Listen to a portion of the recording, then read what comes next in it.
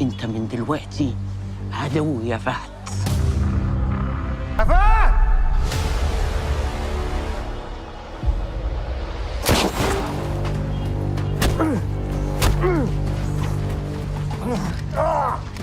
اهدى يا فهد، هتودي نفسك في ده عشان عيل كتيان زي ده.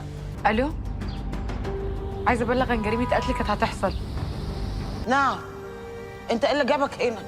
مش انا قايله لك مش عايزه اشوف وشك ولا اسمع صوتك؟ وانت ايه ما عندكش دم؟ مش وش يا حاجه، زي ما وصلت ابنك بايديا ليهم جبتهولك تحت رجلك بايدي.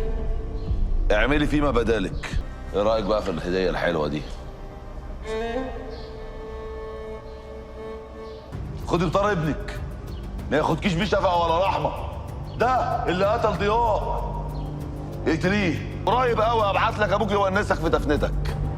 ابوك اللي حط ايده في ايد غلاب. ما استاهلش اخد فيك يوم واحد سجن. انت بتقول ايه يا حاج؟ يا عم انت مالك؟ لو ما قتلتكش هي هقتلك انا بايدي. لا اوعى تكون فاكر ان ابويا هيسيبك يا فهد، ولا هيسيبك يا فايزه. فك واحبسه. فايزه